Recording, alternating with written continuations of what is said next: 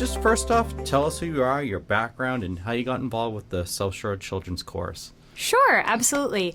My name is Kirtsen Oberoi. I grew up in Quincy, Massachusetts, and I always was singing. I had a very musical family, but I wasn't, because both of my parents were working, I wasn't able to get into Boston for the experiences that Boston was able to provide in terms of music. And that was always something that I was a little sad about, but didn't really, it's not like I had a burning desire. But then I went away to college and came back and decided, I really think that the South Shore as a community needs its own music education experiences. It's not good enough just to have it in the local city, because people from the South Shore aren't going to go to the city on a Wednesday night at 5 o'clock. It's just not going to happen. So I decided to start the South Shore Children's Chorus in my hometown of Quincy, and that was where we started. And now we have over 130 singers that sing with us. Wow, that's impressive. So what's your role within the organization? I'm the founding artistic director, which means? It means I do a lot of things. It's a nonprofit world, so by being the artistic director, not only do I conduct the oldest group, the 7th through 12th graders, I hire all of the teachers and I lead the staff. And I also do odds and ends jobs like social media and setting up our ticketing website and graphic designing brochures and creating the website and fundraising and development and all of the above. Yeah, give us kind of the deeper dive on what you offer with the chorus. Sure, absolutely. Our chorus is broken up into 3 different levels. Our training choir is kindergarten through 2nd grade. Our intermediate choir is 3rd through 6th grade, and our advanced choir is 7th through 12th grade. Okay.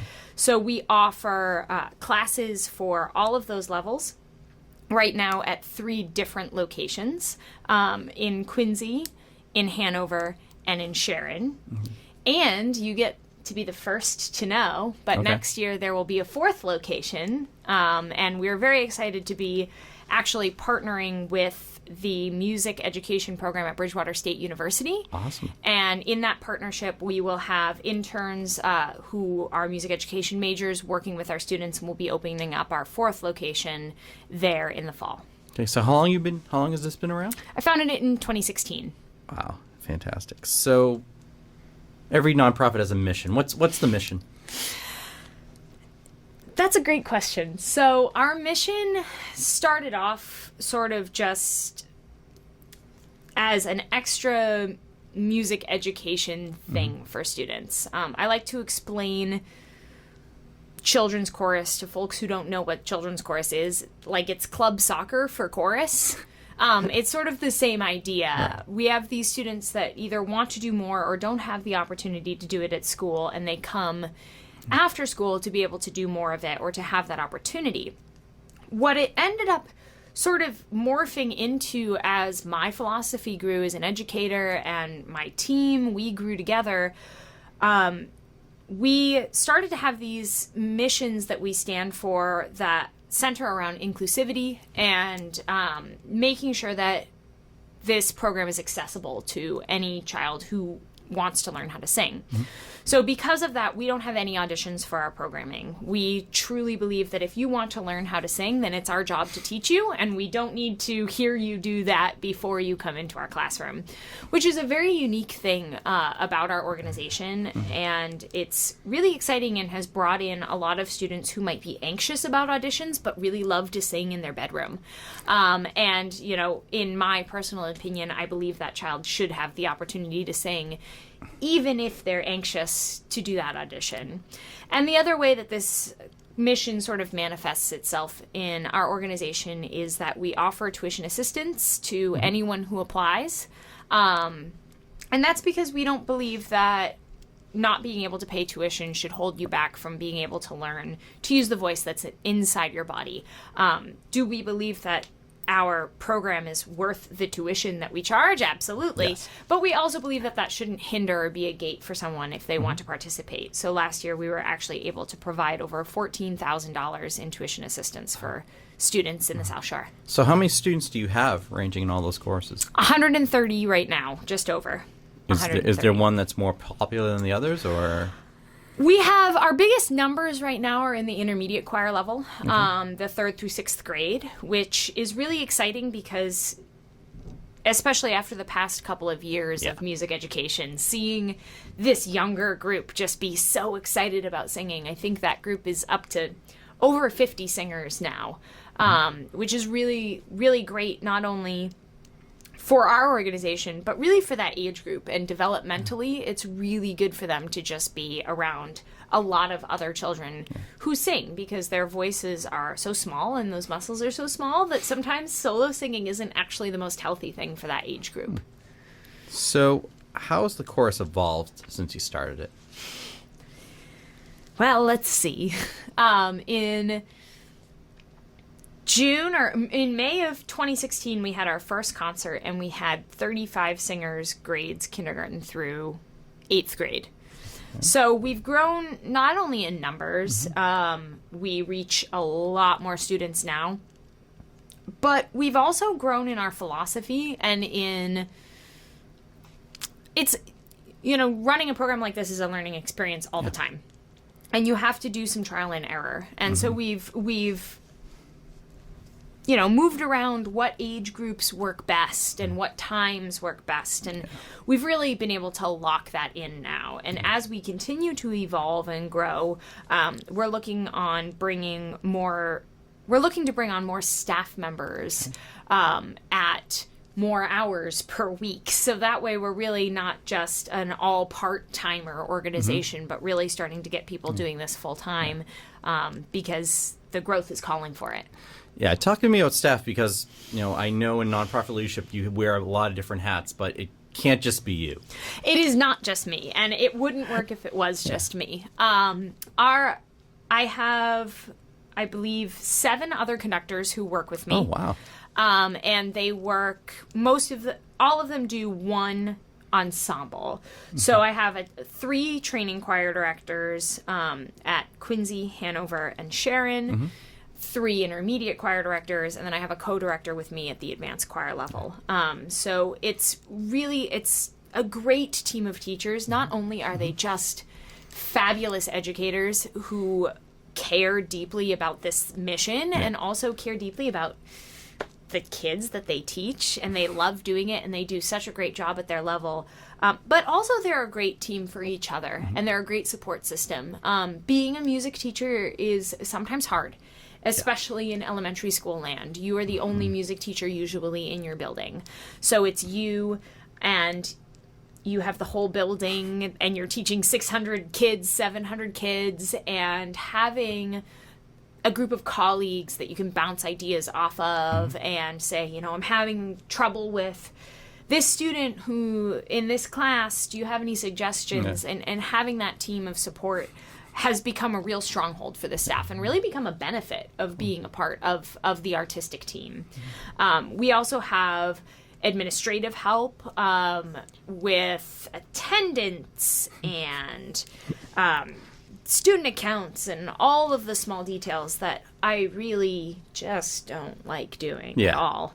And then we also have a staff accompanist as well. So there's lots of people on the team helping to make this happen, as well as me. Is there a level of kids you enjoy working with the most?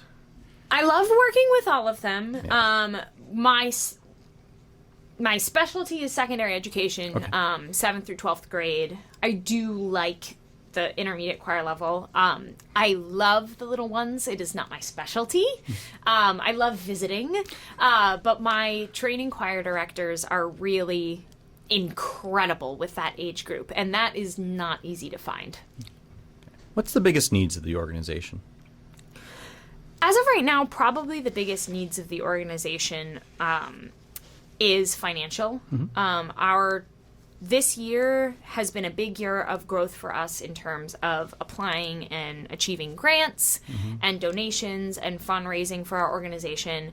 But the organization is still about 90% run on the tuition of the students. And we're looking to increase our fundraising, our grant writing, and our donations, so that way we can continue to offer tuition assistance, but also be able to bring on staff members to be more full-time and to move in the direction of hopefully one day having a building. Yeah, it's interesting. So where did the choruses perform? In the past, we have performed at varying churches. The latest one has been St. Clair Parish in Braintree.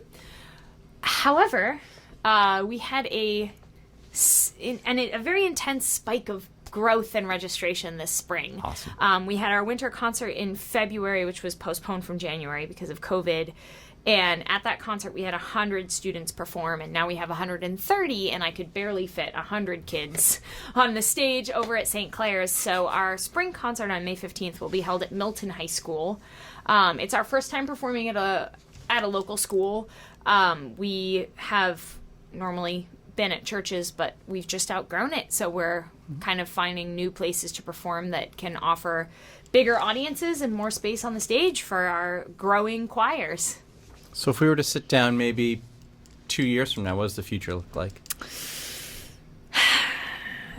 Big dreams. I have such big dreams. Let's hear them. I definitely want everyone in South Shore Children's Chorus to have as much accessibility as possible. Yeah. Some dreams include somehow, and I'm not quite sure how, but helping with transportation. Transportation can be a huge gate for accessibility for students. And so finding some way to help with that, again, not quite sure how, don't really have the answers, but I would love to see us be able to offer that. Additionally, I would love to see us grow, as I said, to the fact where we're having full-time staff members. And ultimately, I want to see this reach as many kids as possible. I've been recently really interested with the uptick of homeschool education and school co-ops in figuring out how to partner with some of those co-ops, because part of being in a homeschool is you might not get ensemble music. So figuring out how we can serve that need. And also I would love to start programming for special needs students and music therapy, and have targeted programming for those families. Cool. So if someone wants to learn more about the organization, where can they go? You can go to our website, southshorechildren'schorus.org, and there's some information there. But I think the best picture of our organization would be our social media. We post really regularly on Instagram, Facebook.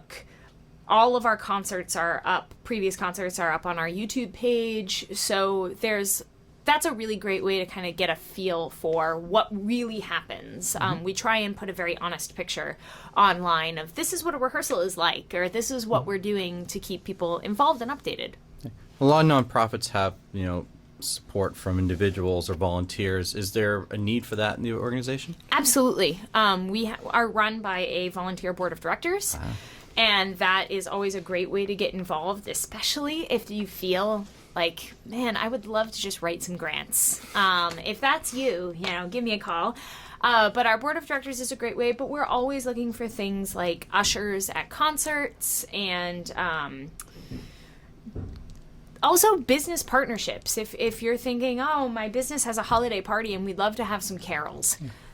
Sure, I can send out a group of kids to do that, and that's no problem. And just getting ourselves more involved in the community. So that's just some ways you can get involved, and also just spreading the word. Making sure that your neighbors, if they have kids and you hear them singing in the backyard, making up their own musical, send them our way. Just circling back and saying, what's the musical repertoire usually? The musical repertoire really varies. Okay. We try and give a very wide variety for every concert. And there's a very specific reason for that. Lots of people do themed concerts, but the problem with themed concerts is you're not giving the students variety in their repertoire. And we never know. A student might move away, a student might not be able to continue in our program, and every semester we might have a slightly different group of students.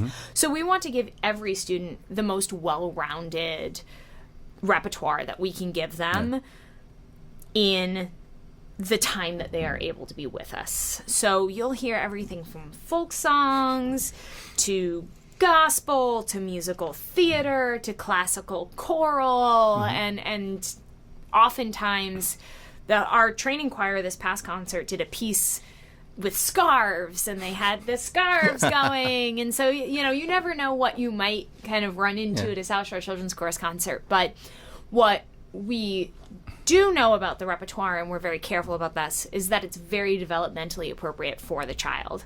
So whether that be in their ear training, that it's the right kind of set of keys, or the right notes that really fit with the way their brain is developing, or just in terms of fun, or in terms of vocal range, all of it is going to be very healthy for the child in terms of their musical education development, because that's really where my artistic team is. Wow, that's interesting. I thought wow, so it's just more than just, this might sound good, or this might. It seems like there's a lot of thought that goes into it. There is, and it has to do not only with their musical development, but with their brain development. There are some things that high schoolers can do, and their body development, really, because unlike someone who's learning to play a violin or a trumpet, these children are actually physically growing their instruments. So if they are in a weird stage of life at about 12 or 13 years old, they're going to have a really different instrument than a 5-year-old or a 6-year-old. And all the while, we're really thinking about how are they learning curricularly? How are they building skills so that way they can be lifelong musicians. And that doubles both with skills and with passion.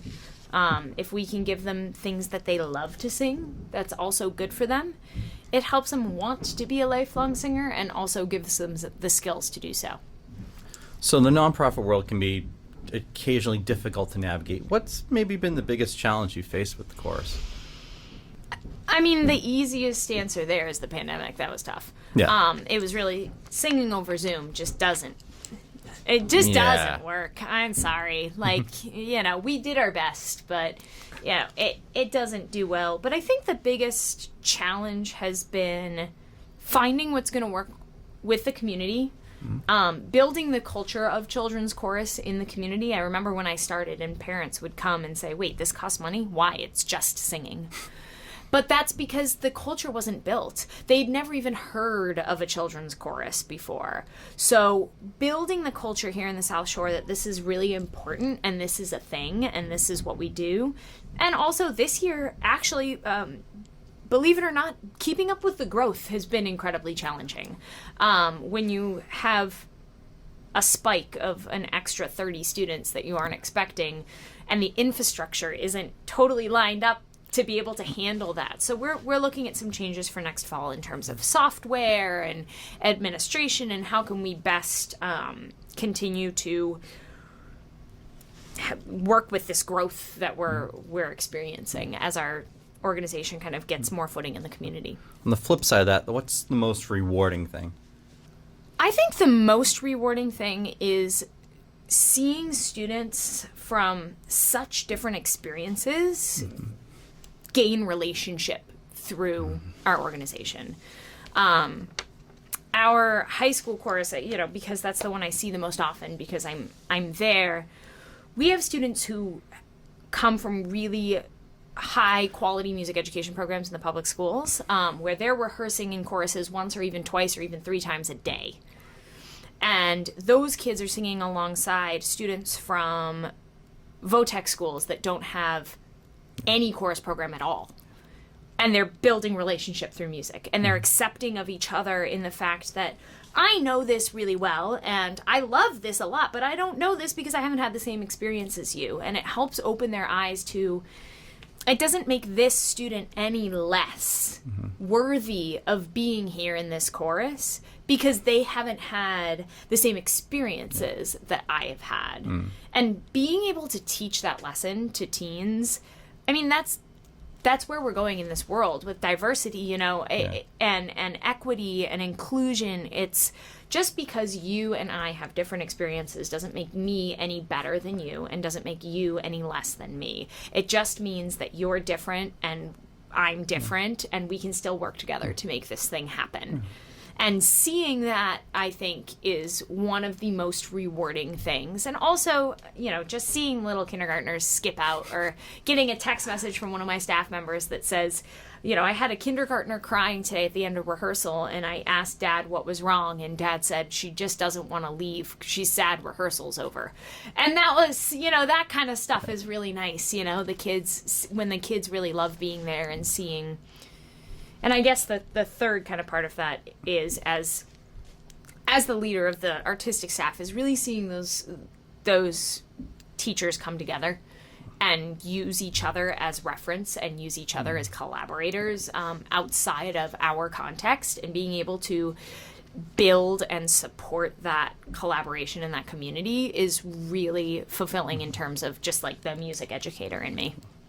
What's that thing that people may not realize? Or they don't know? I think the main thing that people don't realize, and I will try not to get too on my soapbox about this one. More than welcome to if you want. But I think what people don't realize is that singing is a teachable skill, and it is not a talent. We don't use the word talent in our organization because if you want to learn how to do it, you can learn how to do it. And that's a big thing for us is growth mindset. I talk to a lot of parents who say, oh yeah, my kid loves to sing, but I can't hold a tune in a bucket. And my personal kind of mission in this world is to stop people from saying that because ultimately what that does is it teaches your child that this thing is something that only the elite, only the special can do. Only those who can do it can do it. And that's just not true. The world of recorded music has really affected how we think about it. We listen to it and we say, oh, that person is so good. Or we put it on TV and we say, yes, you're talented enough. Here's a big giant buzzer and some confetti that falls from the ceiling. But in reality, you're born with an instrument and you use it every single day. You speak to your friends, you speak to your family. And as I tell my students all the time, all singing is fancy speaking. And it is absolutely a teachable skill. So we always encourage our families, sing with your children, encourage your children to sing, listen to them sing. It doesn't matter if they're off key. How many times do basketball players miss a shot? And even the professionals, they miss shots all the time. And we accept that as part of that culture. And I would love to see us start accepting wrong notes or weird sounding things as a part of our culture too, as long as we're singing together. So I think if there's one thing that I would want people to really kind of know and take away about the chorus is that this really is a chorus for everyone. And if your child even likes singing, they don't have to be good already. That's what the learning is for, and that's what we take care of. But if they like to do it, then they should be doing it. Before we wrap up, is there anything you want our viewers and listeners to know? Well, we do have our upcoming concert in May at Milton High School, May 15th, Sunday, May 15th. Tickets are going to go on sale this coming Friday, and we'd love to see you there. Just coming out to support is a huge help. It's only about an hour and a half, and it really does help to just fill that audience. It makes the kids feel so supported. And additionally, we have a summer program that we do that this year will be taking place at Massasoit Community College in Brockton. And if you have a kid who loves to sing, that specific program is just for kids entering grades 4 through graduating seniors. But if you have a student who loves to sing and they want to come check it out, it's only 5 days, but it's an awesome 5 days, and they are more than welcome to come hang out with us and sing for a week.